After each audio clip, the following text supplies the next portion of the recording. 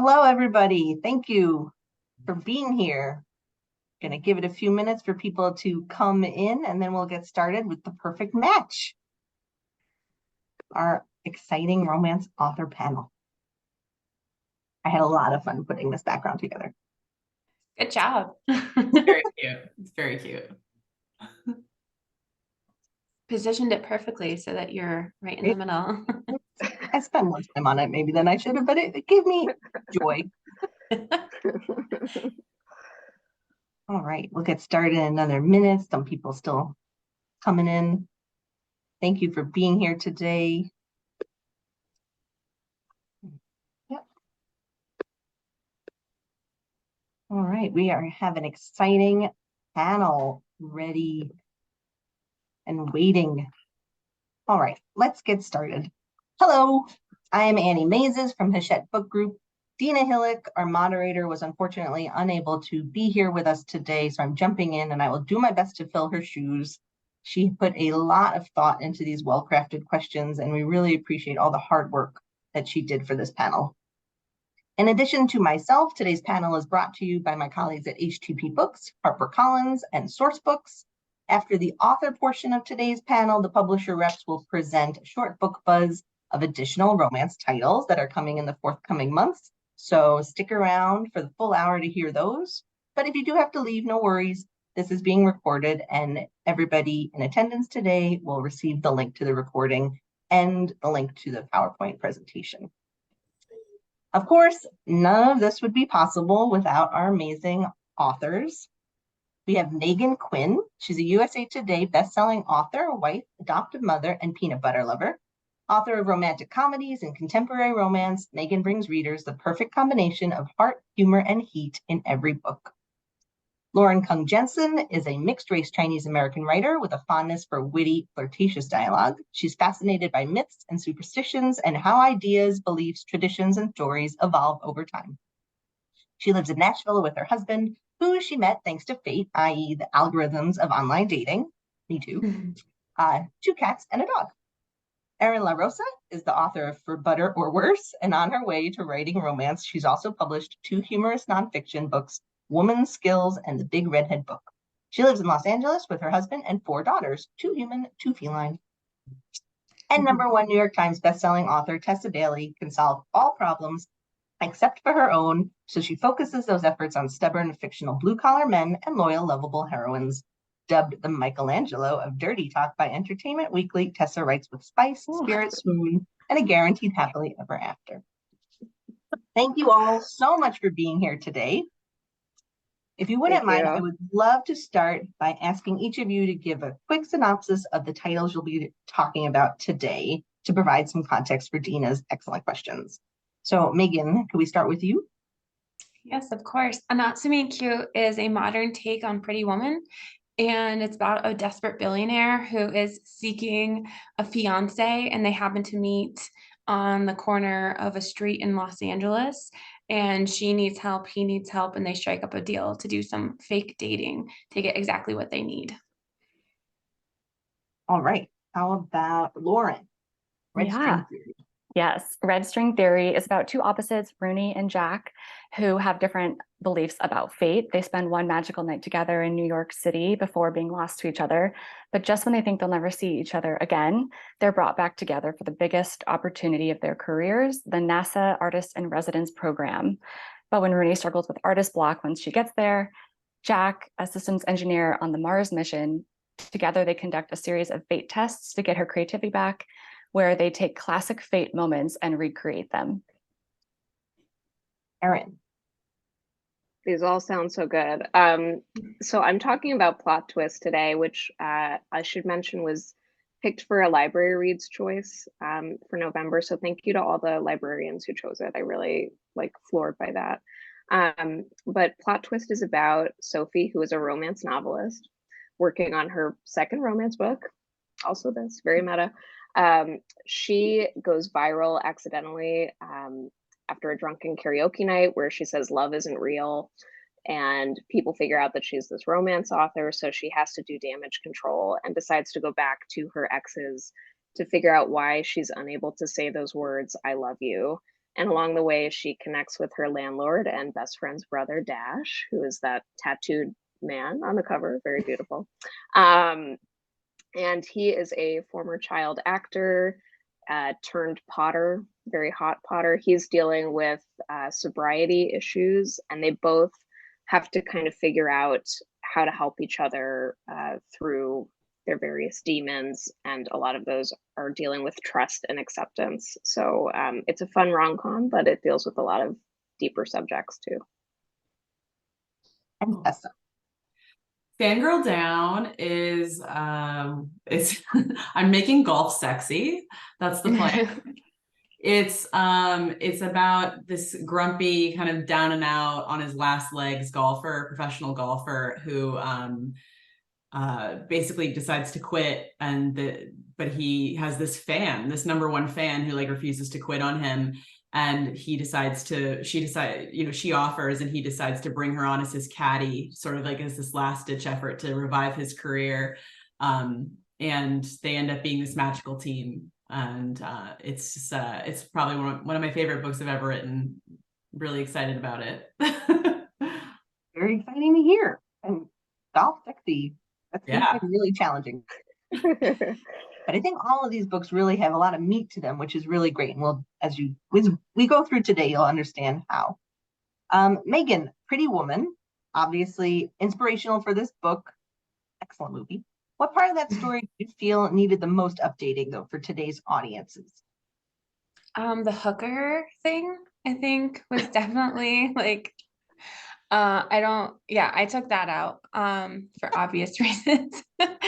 I definitely thought that, we could go about this in a different way. They could meet on a corner, but she is a professional. She just got fired from her job, and she, has student loans. She needs to get out of her mom's house, and she's kind of embarrassed. She doesn't, want to tell everybody that she got fired. So she comes up with this deal for this billionaire who's willing to help her out. But yeah, I thought that was probably the most updated situation and the most glaring plot about the whole book that needed to be updated. So that was taken out.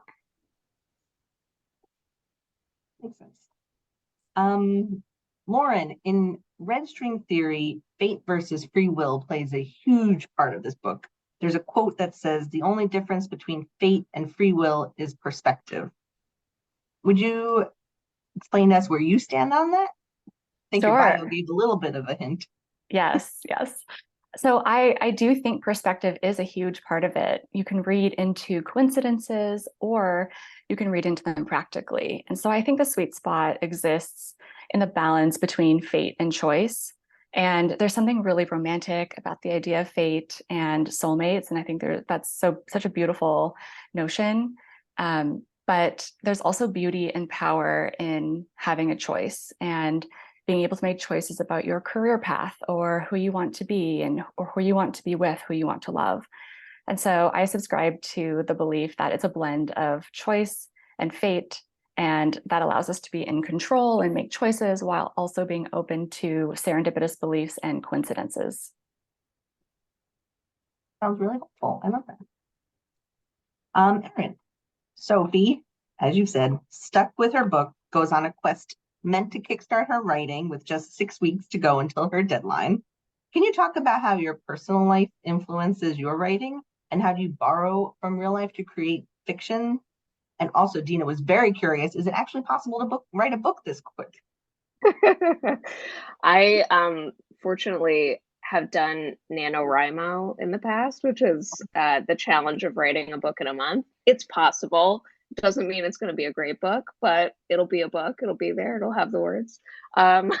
So, this book for me is very meta. Obviously, it's about a romance author. So I had a lot of fun writing about what it is like to have to delve deep for these love stories, and, took a lot of inspiration from my own writing process to fuel Sophie's writing process as well.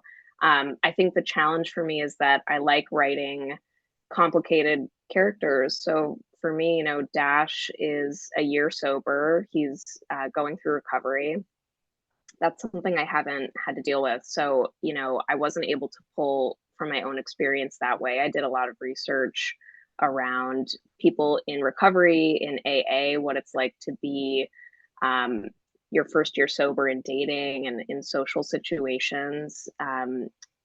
I do like to try and pull from my own emotional well for those characters and put myself in their shoes and be empathetic that way. So, I find creative ways to do that.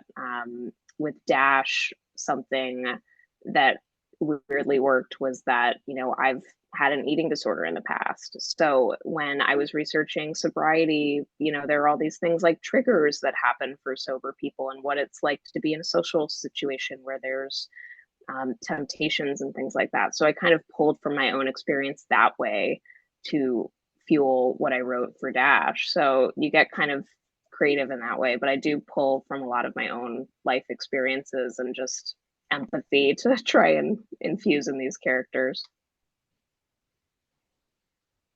Speaking of personal experiences, Tessa, Josephine has type 1 diabetes, and her management of it, both physical and financial, is a large part of the story.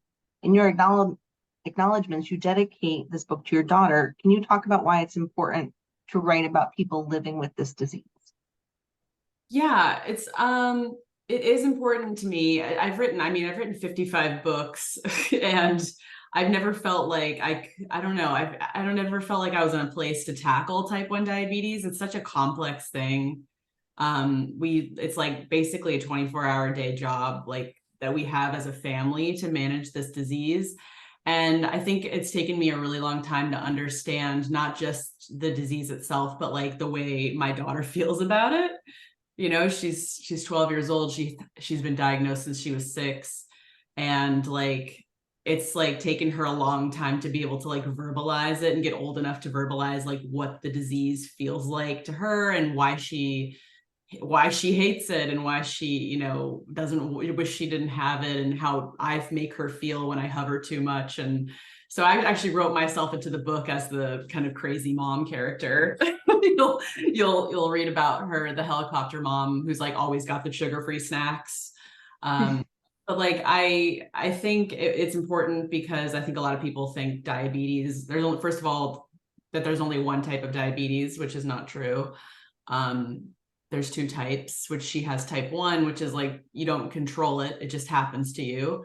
And it's lifelong. You don't get it by eating a bunch of sugar. There's all these kind of big misconceptions that people have about it. So I felt like I was finally in a place where I could write about type 1 diabetes in a way that I felt like would be accurate for the character that has it, so I kind of, my daughter, like, she didn't give me like, I didn't use her as inspiration because that would be weird in a in a dirty romance novel. But I definitely took from her experience and like listened to her as much as I could to try and infuse as much realism into the character as I could.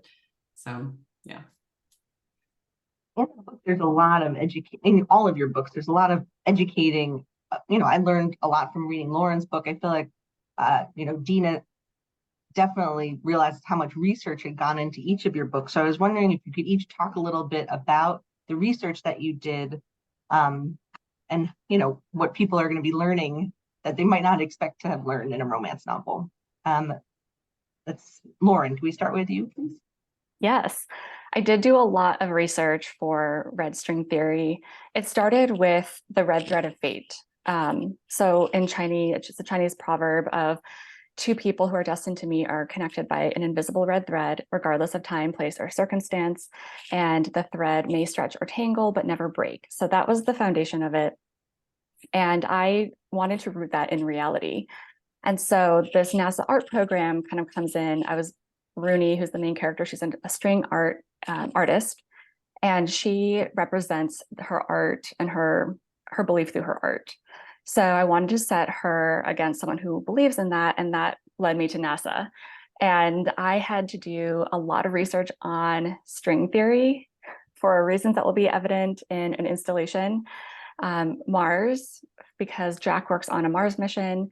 This is the time around when much of the world was still shut down.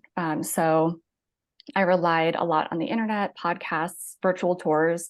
I was living in Pasadena at the time, and so I would drive past JPL and like see in the distance the buildings. And so I drew a lot of inspiration from my environment and the atmosphere that I was living in. I spoke to systems engineers who work at JPL, which stands for Jet Propulsion Laboratory. And I just asked so many questions about the clean room, about Houston Buoyancy Laboratory, and finding out little details like outside of mission control, there's an ice cream chest for when you're on a mission, you can go get ice cream afterwards from it. There's peanuts in mission control for good luck, which is a little bit superstitious, I think. And so that kind of all comes into play, but it was a lot of reading, a lot of snooping, a lot of virtual tours and conversations, and just continuous following up on questions to really hone in on the details. Megan, what kind of interesting research did you do for your characters? So I mean, mine's just a classic rom-com, and looking into this question, I was like, oh my gosh, did I do much research? And besides watching Pretty Woman and trying to like gather as many little pieces as I possibly could, which like, oh my God, that was such a hardship. I wanted to make sure that the female character, her name is Lottie, and that her sister Kelsey were represented in a way that they were women who were starting their own business and who were trying to, create something that maybe is against the normal odds right now. So Kelsey owns an organizational business that's eco-friendly. And I actually wrote a Not So Meet Cute 3 years ago. And so this was like during the real hype of the home edit, and how like everything's about like organization. And they were using all of these acrylic type storage systems. And I'm a very environmentally friendly person here in our household. And I was just like, oh, I wonder if there's a system that could be created that would be different from using acrylic. And so I did a lot of research on that aspect and trying to bring in more environmentally friendly aspects into the workplace and the organization, that the women in my books can spread the wealth and show all of these men, this is what we should be doing to help save our earth and our planet. Okay. If you have any suggestions, please. Happy to. Anything with bamboo is really good. Erin, what about you? Well, I think some of the more fun research I got to do is that Dash is a potter. I am not crafty in any sense of the word. Like I've tried knitting 3 times and failed all 3 times. But I have 2 very close friends who are very into pottery. And so I got to go with them to pottery studios and kind of watch these hot pottery guys do pottery, which I was very happy to research. But I learned a lot about pottery wheels and how physical of an activity it is. There's a lot of like throwing the clay, and that comes into play very nicely in this book. But for Dash's journey into sobriety, it was reading a lot of essays, listening to a lot of podcasts, where people were honestly just talking about the feelings and emotions that happen to you when you are dealing with your first year of sobriety, and what it is to be in recovery lifelong, and also talking about what happens when you relapse, which is something that happens in this book. So that was super helpful for me. I have also some family members who are in recovery, so I chatted with them and had them read the book awkwardly, skipping over some of the spicy scenes to give me an authenticity read. But yeah, it was an interesting type of research for me, and I can't say that I'll be able to take up pottery because I, again, do very badly at it, but it was fun to research. Sounds really fun. Hot potters, watching Pretty Woman. Yeah, pottery TikTok is very good. I need a job where I can research these excellent things. Yes. Tessa, would you share a little bit? I did a lot of research into golf. a lot of yeah, just like watching the guys in the khakis and the, you know, just the bubble butts and the bending over. It's just awful. No, I actually did do a lot of research. I read 2 books on golf. One was called Who's Your Caddy? And one was called Zen Golf, which was like kind of about the mental aspect of golf. And I really incorporated a ton of it into the book. And then I sent it to my editor and she was like, there's too much golf in this golf book. And I was like, oh. So I did a lot of reading and researching for nothing. I mean, not nothing. Some of it still ended up in it, but she was like, you're gonna lose people going, you know, with too much golf information. So I felt really superior going in and kind of not so superior on the way out. But it's a sport that I feel like is in it's in a new, it's just new. It's not your dad's golf anymore. These guys are like in peak physical condition. They're interesting, you know, they've got drama behind the scenes, and I feel like it's kind of ripe for the picking right now. So I'm not saying it's going to be the next hockey romance craze, but I just really, you know, I feel strongly that it's an interesting sport, and I did get to learn a lot about it. I've never golfed myself, though, and never will. I stay inside. Okay. I was gonna say, what's the disconnect if it's like the next hot thing? Which I'm not familiar. I didn't realize it was not dad's golf anymore. No, it's hot now. My dad's pickleball all the way. But yeah, so that's good to know. Maybe I'll like try to pay more attention. And I will definitely be reading Fangirl Down because I'd like to know why. Tessa, I think we'll stick with you for a little bit because you mentioned in your book that, you know, he's about to give up, but she is like really propulsive force to keep him going. And how much does that celebrity athlete owe to the fans? You know, like, that's a good question. Celebrity, I don't know that celebrities necessarily owe anything to their fans, but I think that the best ones want to deliver for their fans, you know? I think like, I don't know, just pulling off the top of my head, Travis Kelce. I don't know why I'm thinking that.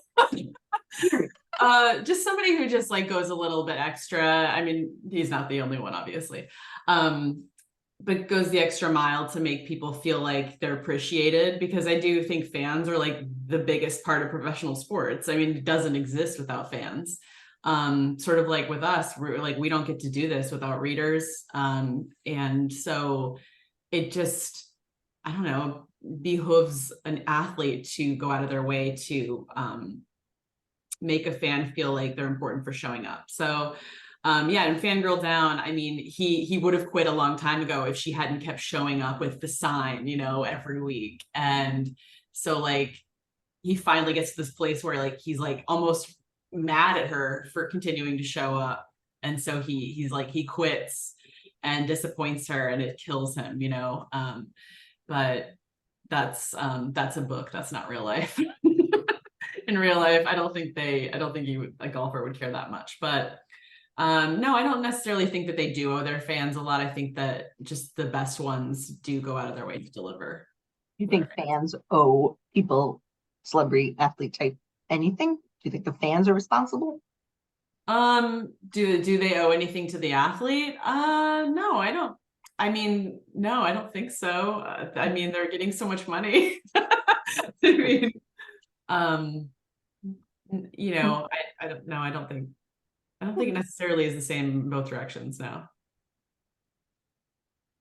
Erin, in your book, all of the main characters are very online, much like the rest of the world, it feels. How did living life with thousands of people watching you act, think, whatever you do, how does that change what you're doing or thinking or acting on? And does this new form of social engagement present new challenges, new plot lines to you as a writer?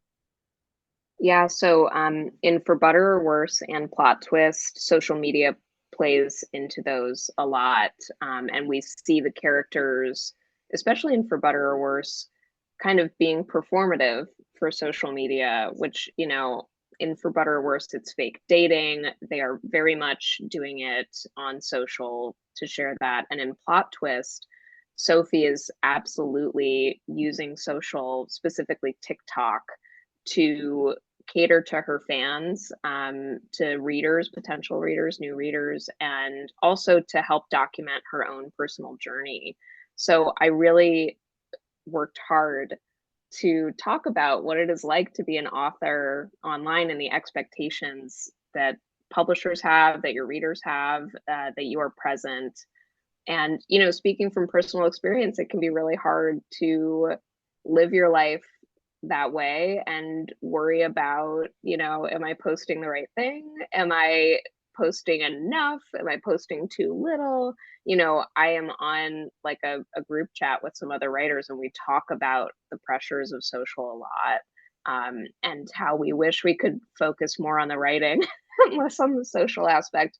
And this is someone, you know, my past life, I worked at Netflix, Amazon, and BuzzFeed for social. So I'm well versed in it, but do I want to be online all the time? No, but it's very important for our jobs that we can interact with readers, and most of the time it's positive interactions, but I think there's like a common thread with writers where you get tagged in a negative review of your book, and then you have to see that, and it's like, well, thank you for ruining my day. This was great. So it's hard. It's really hard, and I tried to infuse that into Sophie's interactions on TikTok too. Yeah, no, social media is stressful. Meghan, your books have garnered a lot of new readers lately. What are you hoping that they are getting out of the stories that you're creating? So I actually, growing up, I played softball my whole life, and so I didn't really have a social aspect.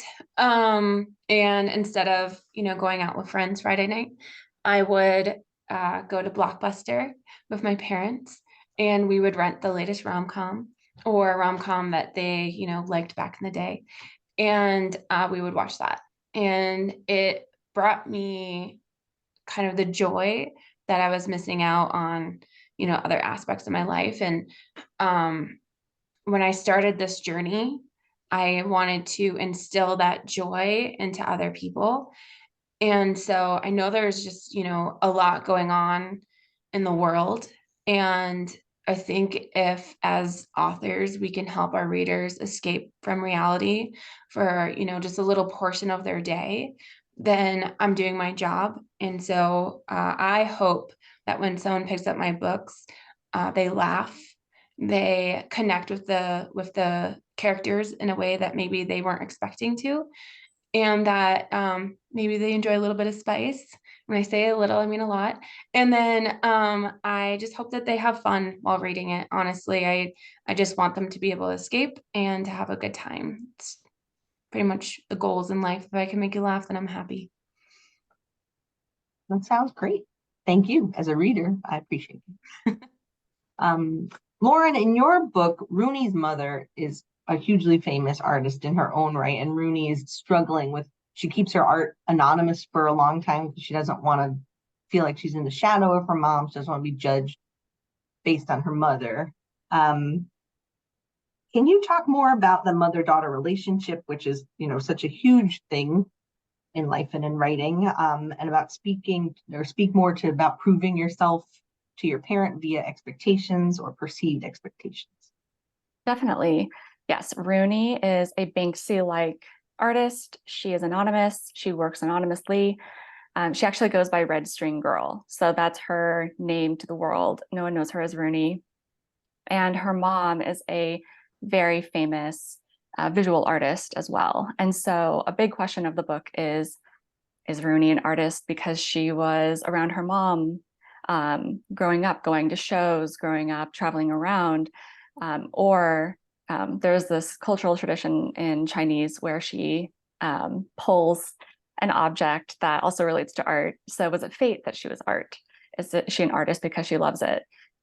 All questions that can be kind of thought through, and they're addressed in the book, but she really wants to be on her own, known for herself, known as Red String Girl for her art, because when she was brought into her mom's art in a very specific way through a video that she's trying to win back at auction. And because of this, that's why she wants to work anonymously and not be known as Ren Gao's daughter. So there are expectations on herself that she places. There's expectations from her mom in the sense that her mom knows that she wants to be working as an artist, and her mom has earned success in a very specific way by going big. And so she wants to pass that lesson down to her daughter, because she wants her daughter to be successful as well in this field. But that does lend itself to a complicated relationship. And the other side of that complication is that all their lives they've had each other. So it's always been Rooney and her mom. And because of this, they're very close, and they've traveled around, and they're in the same profession, and they spend a lot of time together. But that kind of adds to the dynamic that is shown throughout the book. Building off that, in all of your books, there's, famous artist, billionaire, famous golfer. Is there a perceived power imbalance between these widely known characters and the unknown characters? And how does outside perception affect the personal life that they are trying to create? So that's for all of you to participate in. Tessa, maybe we could start with you, please. Yeah, it's actually one of the major conflicts of the book, because she wants to be seen as, her own person. She wants to stand on her own 2 feet. And she actually has this family business. So she's kind of like, her goal is to get money, get the winnings for being a caddy and take it back to her family business and build it into something better.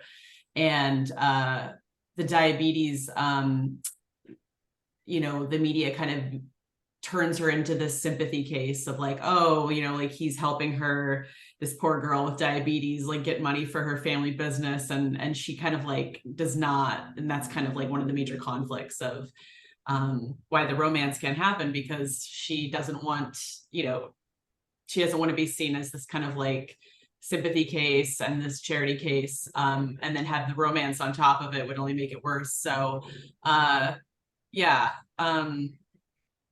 it definitely plays a huge part into it that he's this well-known character and she's not. It's definitely something that gets explored a lot in the book, and also just how the media can sort of twist things around.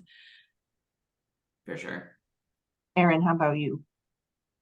Yeah, so that's such an interesting question. Like, Dash is from Hollywood royalty, so I was thinking of like the Skarsgårds when I was writing him. He has a famous father, he has a famous brother.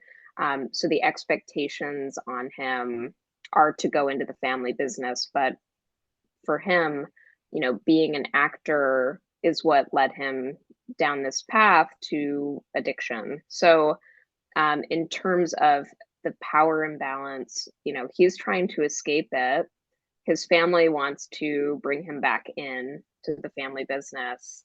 And in Sophie, it's really the first time where he feels like he can open up and trust someone. So there's less of a power imbalance because he's trying to get out of it. But in terms of his own personal struggles, they all stem back to the fact that he's from Hollywood royalty. They want him to go back into acting. And Sophie's the one person who really sees that that's not the right path for him and that he should step out of the limelight. Lauren, do you have any thoughts? Yeah, so in Red String Theory, neither character really starts out famous.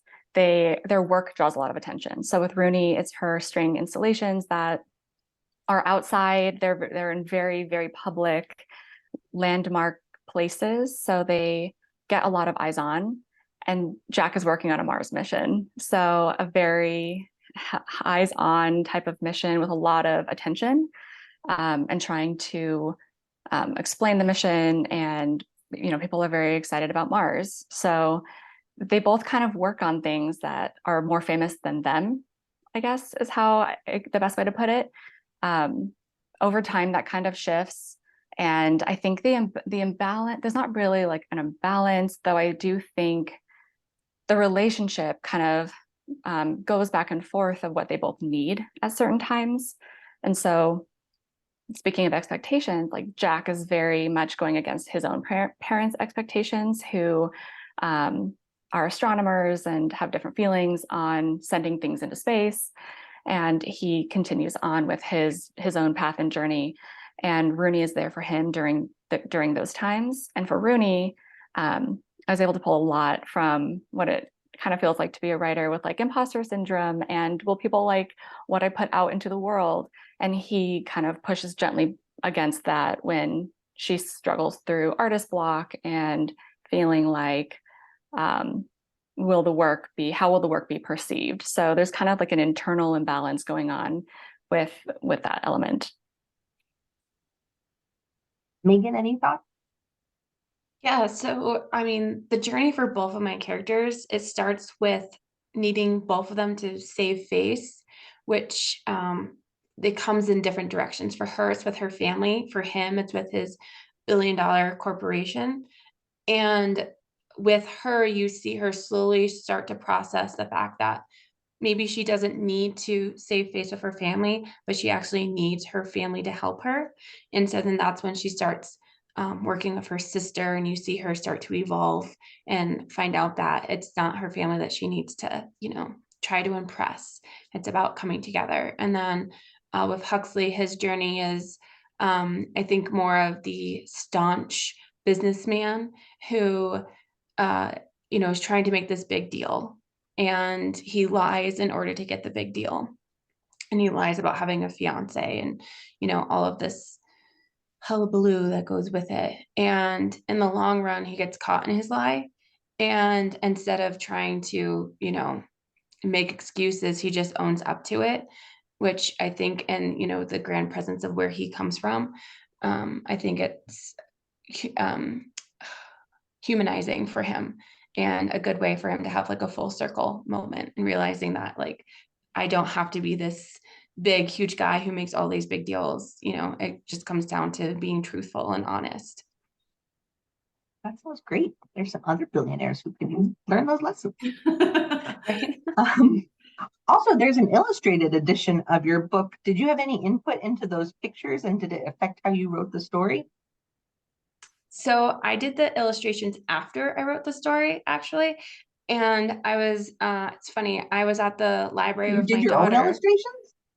I didn't do it. My Oh, okay. my illustrator did them. But we go to the library once a week with my daughter. She's 4 right now. I have 2 kids.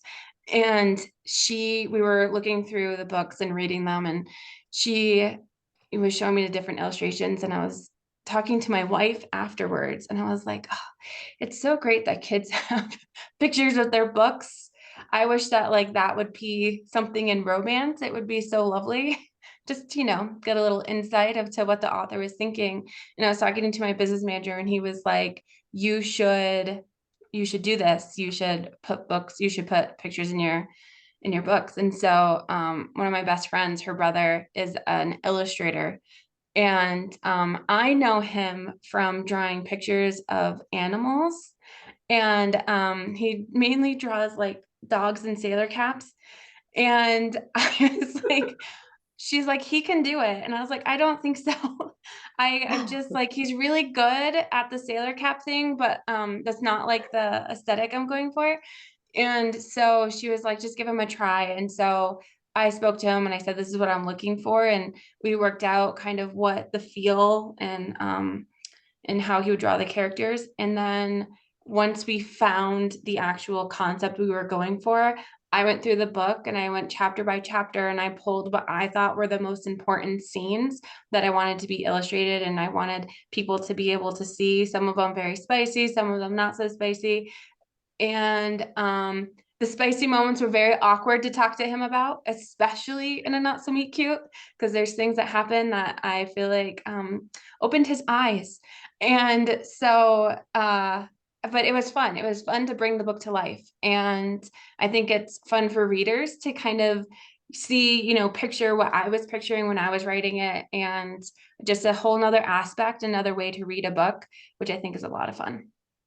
That's really cool. I love that. And that leads into, we have one audience question. Douglas is asking how you all feel about your covers. He says, when I see the comic book style, I often expect low spice, high comedy, but I'm often surprised by different types of books. So where do you think your books fall on the scale, and how do you feel about your jacket? Told ya. I know. I know. I often say that it's basically what we've been writing all along, except for now, like Target will put them on the shelves. Like, I don't know what it is, what the difference is, but I think it's just there was like a lot of readers that didn't find it accessible and found it really just kind of like unnerving to, especially like because our readership has skewed so young in the past couple of years. Like I mean, some of my readers now, I mean, seem to be like in high school. That's like for serious. And they were intimidated going into the romance section and picking up, books that, had real people on the covers or were kind of like very blatantly, sexy on the cover and abs, abs galore.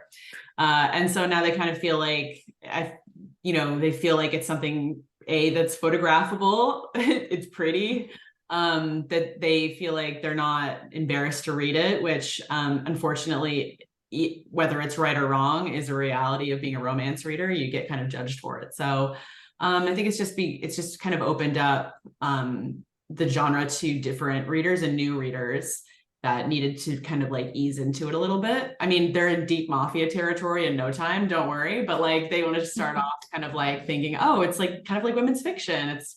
And then we get them, and then we just drag them in and we never let them go. Yeah. I kind of see it as like a personal secret that I share with my readers. We can together, we know that what's inside the pages is exactly what we're looking for, but on the outside, everyone's like, oh, that looks like a real cute book that you're reading. And like Tessa said, unfortunately, there is judgment when you read romance. I don't know if that will ever change. Hopefully it will. I don't think we should ever be judged for what we read.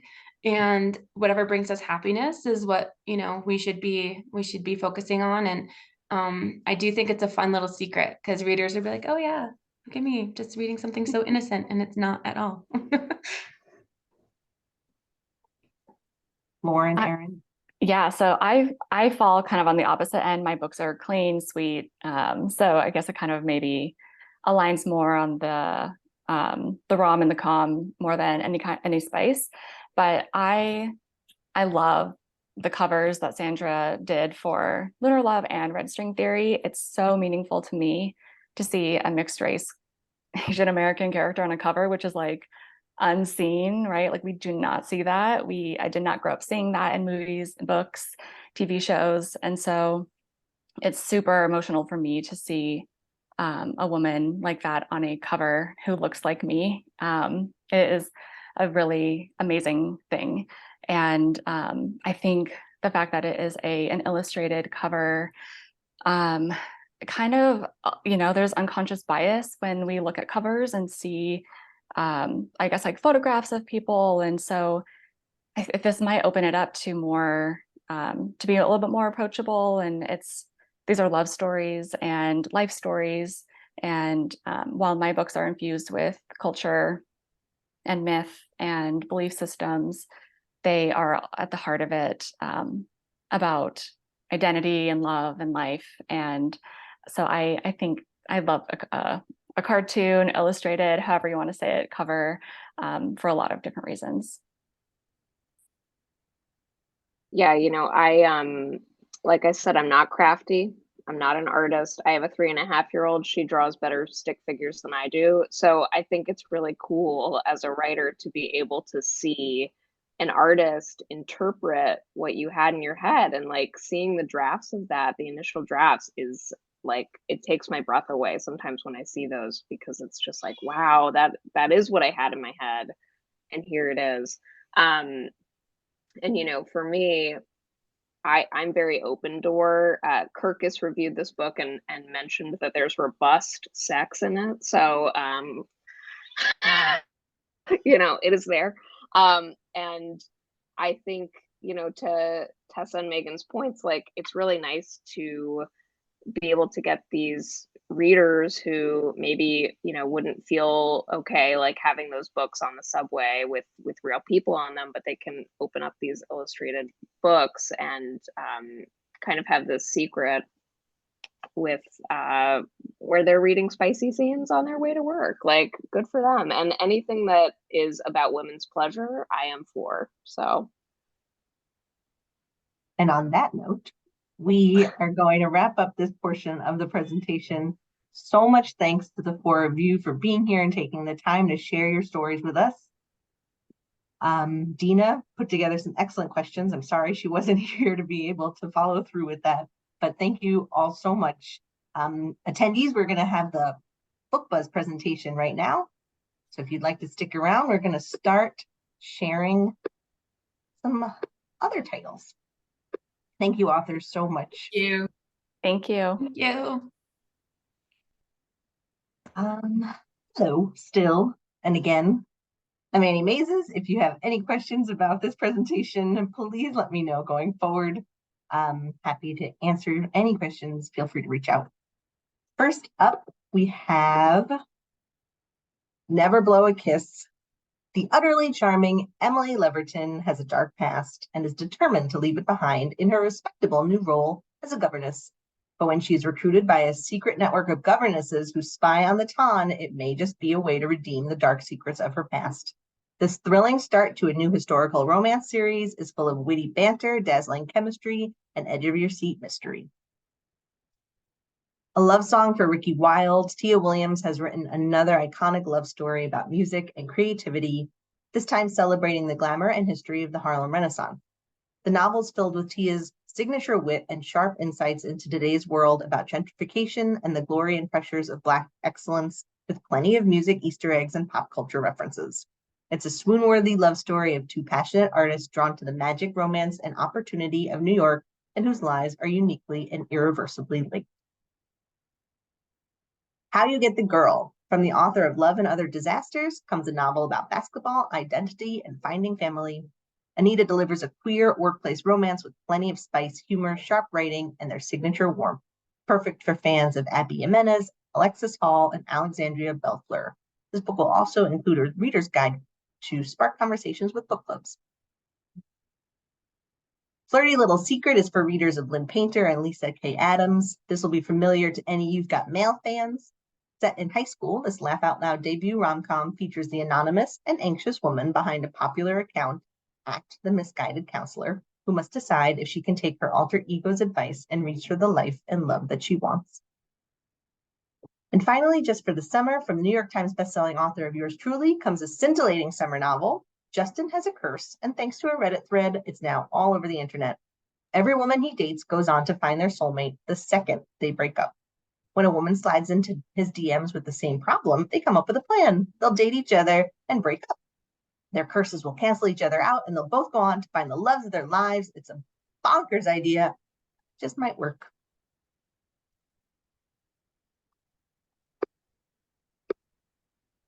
Hi, everyone. I'm Pamela Osti with HTP Books, or Harlequin Trade Publishing, and I'm so happy to be here and be able to talk about our new and upcoming Buzzy books and introduce our upcoming rom-coms. So let's dive in. So on the next slide, Erin, of course, mentioned that Plot Twist has been named a Library Reads pick for November. Just wanted to take this opportunity to thank you all for all your support of this wonderful title. We're so thrilled and so excited for Erin. Thank you very, very much. We just love this wonderful bookish romance for fans of By the Book by Jasmine Guillory and Emily Henry's book lovers. And then on the next slide, just a quick little plug. Speaking of library reads, I wanted to mention 3 books here that are curated from our larger list and that we have our fingers crossed for December's library reads list. This month is all about thrillers. First up, Perfect Little Lives by Amber and Danielle Brown. The author's debut, Someone Had to Do It, was a library reads pick about wealth, privilege, and murder in the glamorous world of high fashion. Twin sisters Amber and Danielle Brown's new release is a sharply written domestic thriller that weaves race relations, injustice, and white privilege seamlessly into a twisty, shocking murder investigation. This is a thriller that's perfect for a Gen Z audience.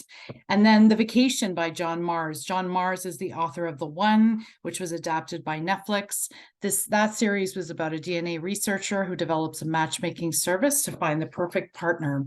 And now John is back with a thriller set in a backpackers hostel where 8 strangers hold secrets they're willing to kill to keep. And finally, Two Dead Wives is by Adele Parks, best-selling author, and Adele is the recipient of an MBE for her services to literature. She's a national treasure in the UK, where she's published 22 best-selling novels in 22 years and sold 4.5 million copies in England alone. She's a master at exposing the messy passions, secrets, and lies within seemingly ordinary families, and her new novel examines the dangerous lengths that people will go to for those they love. Now over to the next slide, this what's new in romance. So first up, we have I See London by Chanel Cleeton. So for fans of Colleen Hoover's angsty, twisty, steamy love stories, I See London is by best-selling author Chanel Cleeton. You might know her as the author of Next Year in Havana, which was a New York Times bestseller and a Reese pick. But before Chanel found success as an author of mainstream historical novels, she was a romance author who wrote I See London as a digital first. I See London and its follow-up, London Falling, follows a young American woman finding her way through a new school in an exciting city and an intense attraction to the campus's most notorious and privileged playboy. Half French, half Lebanese, and ridiculously wealthy, Samir Khoury has made it clear to Maggie that despite their intense attraction, he just doesn't do relationships. He's the opposite of everything Maggie thought she wanted, but she just can't keep away. Torn between her dream guy and the one haunting her thoughts, Maggie must decide how much she's willing to concede to Samir to be with him, even knowing he's hiding something from her. And then Principles of Emotion by Sarah Reed. This is perfect for the many fans of lessons in chemistry. And it's about Dr. Meg Brightwood, who's a mathematical genius. She's just solved an impossible theorem. Meg grew up as a prodigy in a field plagued by sexism and plagiarism, and so this is her finest moment. She's asked to present her findings at a public event in celebration of solving the theorem, but Meg is burdened by anxiety. She's reclusive, and the thought of the presentation gives her a panic attack. But a solution comes in the form of Isaac, the one love of Meg's life, the guy she dated briefly 15 years ago. He's a high school dropout and in trouble with the law, but somehow he holds the key to Meg, for Meg to feel loved for who she is. This novel has a fantastic STEMinist angle. It centers women in science and math, and it's perfect for book clubs with its themes of imposter syndrome, loving the person you are, and dysfunctional family dynamics. And then finally, the cleverly titled Kill Trip by Alexander Kiley, is a Scotland set enemies to lovers rom-com. Travel consultant Addie is sent to Scotland to help a failing family-run tour group turn their sails around with new itineraries. Only problem is Logan, the son who's now running the business. He's a proud Scotsman and won't compromise his heritage trips for touristy excursions. In working together, the two discover their unmistakable chemistry, and eventually Addie opens up about her broken family, her late mother, and a father who got lost in his grief. Scotland was a special place to Addie's parents, and Logan helps Addie reconnect with her roots and gain closure with her late mother she lost too soon. With plenty of comedic antics to make you laugh and swoony one-liners to knock you off kilter, Kill Trip will leave you with a full heart and have you reaching for your passport. And then finally, on the last slide, my contact info and my colleague Rainey Chan's contact info is here. Thank you so much for listening and have a wonderful day. Hi, everyone. It's so good to be with you. And thank you so much, all of our authors. That was amazing. And to Annie, who picked this up and just did a great job. So thank you for joining us. And I have a couple books. I have 4 for you, so you know what you're getting. On the next slide, you can see all of our contact information, and we'll get into the first book on the next slide. At the end, get your phone ready because I have some more books that you can scan and go all romance all the time. So the first book is All Roads Lead Here by Mariana Zapata. We're so excited to publish New York Times bestselling author and queen of the slow burn romance, Mariana's fan favorite book. This now has exclusive content. It's our second traditionally published book with her after The Wall of Winnipeg and Me back in July. And this is a story of a woman named Aurora. She moves back to her hometown in Colorado, starting a new life over after a devastating breakup with a long-term famous boyfriend, musician boyfriend of hers, and his overbearing mother, honestly. And she comes back because this is where her mother and her had really great memories, but her mother went missing, and so it's really a bittersweet place, but she wants to connect with her, so she comes back. She's going to do all the trails her mother loved in nature, and she rents a room temporarily above someone's garage, and she doesn't know that it's rented by the landlord's son behind the landlord's back. Landlord doesn't want her there, but between some hikes and some fireside chats, she breaks down the walls, and an unlikely friendship might blossom into love. And it's got enemies to lovers, grumpy sunshine tropes that we love. She has a great social media presence all over TikTok, millions of views, huge reader base for anyone who loves this author, but for new ones too. And the next book is How to End a Love Story by Yulin Kwong. It's an exciting debut. Yulin is the screenwriter. She's screenwriter and director. Her credits include I Ship It on CW and Hulu's Dollface. She also, I love this fact, so she's once fired from a Hallmark movie for being too hip for Hallmark. But she also is adapting the screenplay of Emily Henry's People We Meet on Vacation, as well as writing and directing the forthcoming Beach Read. So this book is about a woman Helen, who hasn't seen Grant Shepherd in more than 13 years. And there was a really tragic accident that has linked them. She lost her sister in this, and she doesn't really expect to see him ever again. But now she's a best-selling author and scored a coveted spot in the writer's room for her TV adaptation. She's trying to overcome her imposter syndrome and looking for a new life in LA, but she doesn't expect Grant to be in the writer's room too. He the screenwriter, and he knows he shouldn't get on this team because of their past, but he really wants it to open up his career. It's got a lot of heavier topics like grief, mental health, family expectations, cultural identity. And if you're a fan of Christina Lauren or Colleen Hoover, this is perfect for you. She provides a really unique insider's perspective on the Hollywood book to screen adaptation process. And if you don't believe me, believe Tessa Bailey, because she says this debut is complete with romance secret sauce and binge worthy. Next is Lore of the Wild. So this is romantasy. Fans rejoice. This is getting a lot of love online. It was revealed, the cover was revealed on TikTok, and it went viral. And a lot of pre-orders came from that. It's a cozy, fairy-filled, epic journey, and library and book-centric. It's just a delight. So we have our main character, Lore. She has a human village.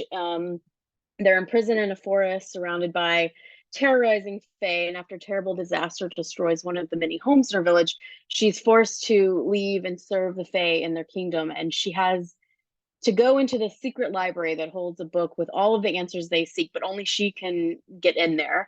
So they kind of use her, and they make a deal like, fine, we'll keep the town safe, your town safe, in exchange for this magical book.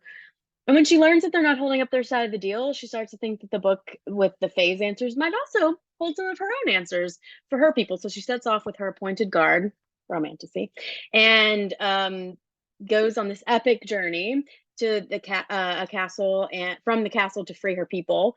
And it's a great cozy read, secret library. I don't really know what else you would need. And next we have In a Not So Perfect World. This is the author of Love Buzz, that was really acclaimed. And this next book, as you can see, we have a really great Emily Giffen quote. It's about a woman named Sloane Cooper. She left her dream. She's looking for her dream job in video game creation. She left a stable career to chase this dream, and she's mourning her last breakup. But during the interview, she somehow promises the all-male panel, because of course, that she'll remain single and fully dedicated to the work. And then while she's creating stuff for her interview, she's going to make this game. Her hot neighbor guy, aka Charlie, he's a near stranger, but he comes up to her and offers her a all-inclusive trip to Turks and Caicos. But the only catch is she has to pretend to be his girlfriend because his ex booked it and he wants to make her jealous. Against her better judgment, she goes, but as sparks kindle, she's worried she'll get knocked off the professional path.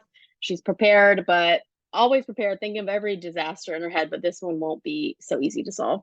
It's got all the great tropes, neighbors, fake dating, and a lot about working in all-male arenas. So if you love Tomorrow, the popularity of video gaming has really grown, and this is going to fit perfect in those larger conversations, but there's non-gaming language. So if you're not really sure about that's fine too. It's accessible. Okay, that's all for me. And this is our ad with a lot of other romance reads. So you can scan that. We'll send the slides too. So you can scan it then as well. Thank you.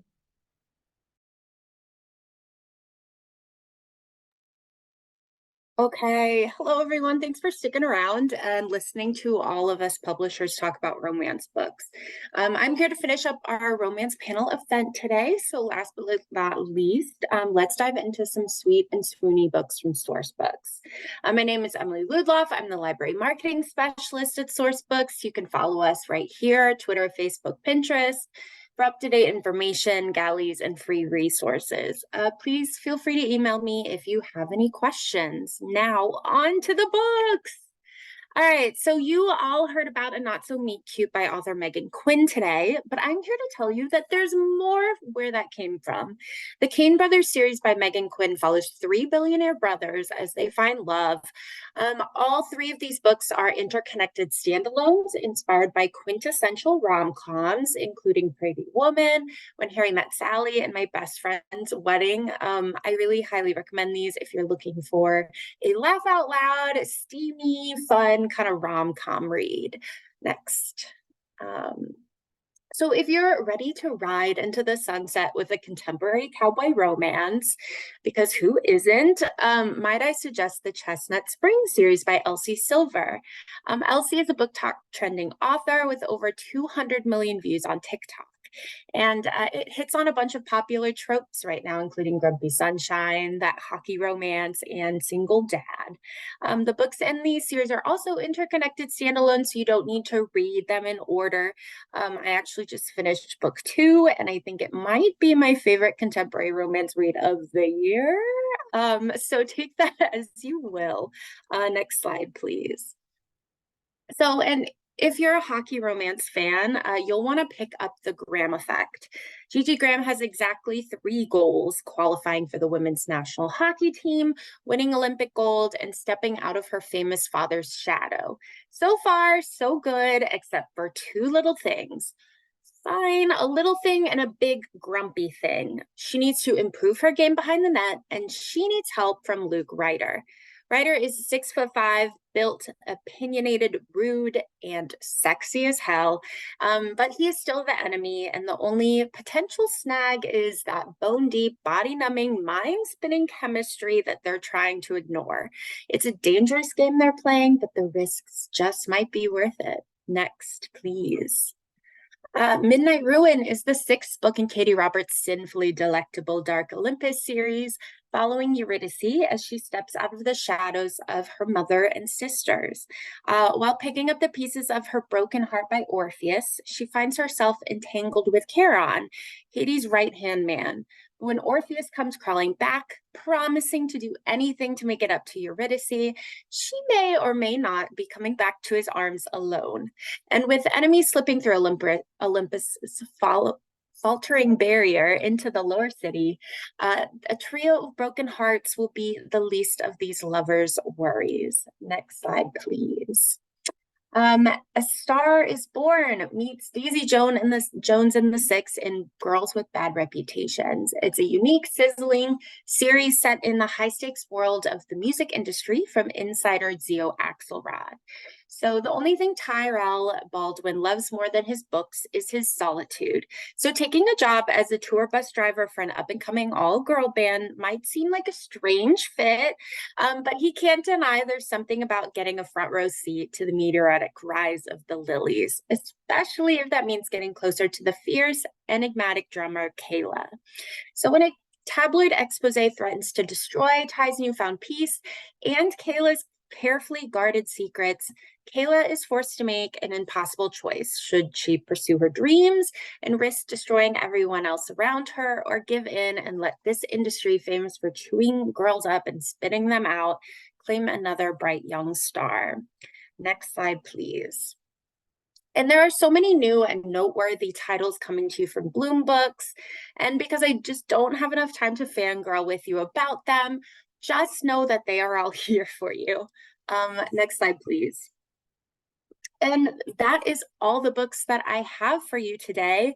But please feel free to reach out to me if you have any questions or you just want to talk about romance books. I'm always here to talk about romance.